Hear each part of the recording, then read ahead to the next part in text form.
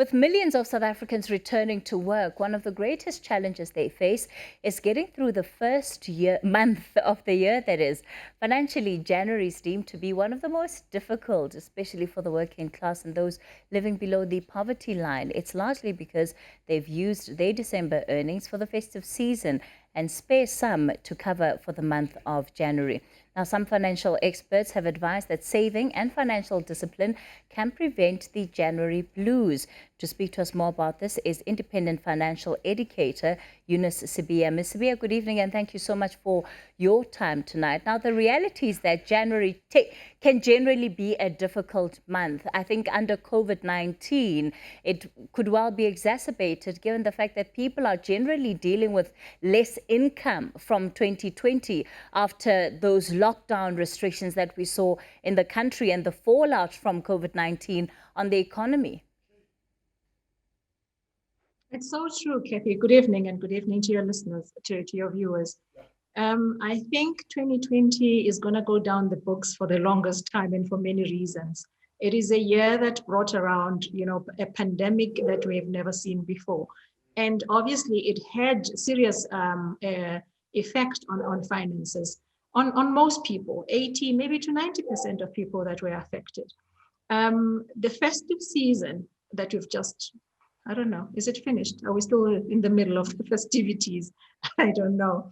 But the 2020 festive season was something that we've never seen before. It was almost like non-existent compared to 2019 to 2020 festive season due to the regulations, the lockdown regulations, the ban on alcohol and the curfew that was introduced. But the biggest component was the financial constraint suffered by most consumers and most households due to job losses, job cuts, illnesses, and critically and painfully so, the number of deaths that we experienced in 2020. When it comes to what it is that people can do to improve the financial situations that they find themselves in right now, what advice do you have?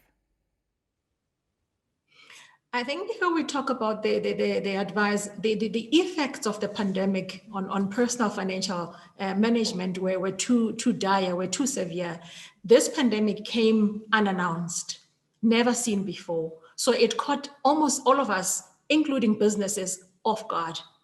And unfortunately, most South Africans, historically, we do not have enough reserves to see us through any kind of a mishap, let alone a pandemic of this size and this nature. So, the inability, therefore, to take care of my financial needs, for personally, for my household, for businesses those that have businesses, it was just, it caught everybody off guard, and it was a topsy-turvy kind of a situation. We don't have enough financial backups, the most of us. Historically, we are known not to save or invest enough. So we were caught in the situation that we've been practicing of either hand to mouth on a monthly basis or living paycheck to paycheck. So in that situation, the slightest of a mishap will throw you into a loan that you didn't plan for. And it therefore exacerbates the financial constraints that most people have been experiencing. Some of them because of situations beyond their means and beyond their control. But the majority of us, it was also because of recklessness. We spend recklessly, aimlessly, with ignorance, knowing that, I get paid on the 25th or I get paid on the 31st. It's fine, I'll catch up. Even if I was a bit reckless this month, I went partying or I bought something that I didn't plan for, it's fine, I'll catch up. And that has now created a very deep pool of over-indebtedness. Because if I had spent money that I didn't plan, money on a purchase that I didn't plan for, there's a debt that I'm not going to be able to honor. And as a result, that cycle builds. If we look at statistics, it shows that over 70% of consumers have a negative listing on their credit bureau, at least 1 or 2 months in arrears. Now, during 2020, that has increased substantially because of what the pandemic, most people lost their jobs, so they were unable to pay their debts. So right now, if every consumer has to go into one of the providers and look at their credit record, we are going to be shocked. But it's a shock that we need just to look at and see how bad things are. Perhaps that will be another stimulation to say, for 2021, I need to buckle up and tighten the belt. Then coming back to your question, Kathy, then to say, what are the tips? What can we do? There are generic tips that we can share, and most citizens, viewers have heard them before, but there's a pocket of consumers also that I always worry about. Your those that are temporarily employed, casuals, seasonal workers, and freelancers. That's the pocket that I always worry about, because by nature of their job, there's an element of insecurity. Seasonal workers work during whatever season, depending on the nature of their jobs. Freelancers are called as and when they are needed, and. So those people earn only when they're employed, and the other months and other weeks when they're not called for a job, there's no income. So they are in a very delicate situation. And I want to believe that they would have been the hardest hit in 2020, and maybe going forward into 2021.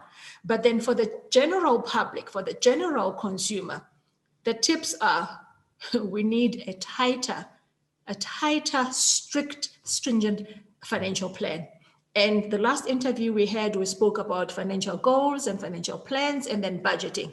That stands, and those will never change for everybody. But if we need to break them down and say, firstly, I want to cover 4 components quickly, if you allow me to. Firstly, it's how we transact, how we generally manage our finances from your income, however much it is, and versus your expenses and the balance left. We need to be very, very frugal now going forward, because we do not know what 2021 holds for us. It could be the same as 2020, it could be worse, or it could be better. We do not know. Rather be safe than sorry. So we need to be extra careful, extra frugal, and cut down on unnecessary spending. The second point would be your saving or investments. We are known to be a country that doesn't save enough. We need to start increasing that. So for those that have been saving and investing, if you can, save and invest more. For those that haven't been able to, a 10 Rand, 20 Rand, 50 Rand note will never be rejected for saving. Start somewhere and start soon. That little by little that you keep adding on will amount into something substantial in the future. For investments, be risk averse. The markets aren't pretty stable, well, not all of them. So understand your risk appetite versus your financial goals and your situation. How old are you? How big is your household? Do you have school-going kids or not? Are they at tertiary? Are you nearing retirement? Are you ill? And that kind of thing. So you need to choose financial vehicles that suit and match your needs for now and in the future. Third component is debt management. Again, we are a highly over-indebted country, majority, by statistics. We need to start paying off our debt and stop creating new unnecessary debt. So by paying off, there are different methodologies that we can apply. Some choose to start with the smallest debt so that I'm encouraged, and that money I top up onto my next debt while servicing the rest of the debts. You don't skip any one of them. But you target one, you pay a little extra onto that one, the smallest. As soon as it's paid up, that amount that you were paying, you then katazela onto the other components. And so you go on and again. And the last component will be insurance. When people are financially constrained, the first transactions that suffer are insurances. They just abandon their insurances, which opens us onto more risk. You have insurance for property, for car, health, life, and you need to update your will. So there's a whole lot of stuff, Kathy, that we need to talk about. But if the viewers at home had taken some of the nuggets from this and apply those at home and just look at these 4 components individually to have a helicopter view of your finances, perhaps it'll help. And let's get ready, financially ready for 2021. Ms. Sibia, let me thank you so much for your time tonight. She's an independent financial educator and coach, and certainly some sound advice. And like she said, some of the things we may have heard before, but it certainly doesn't hurt to keep dusting the box of tips and ensuring that we're actually implementing them. The biggest thing, of course, is to remain as conservative as possible, because we simply don't know what lies in store for us in 2021.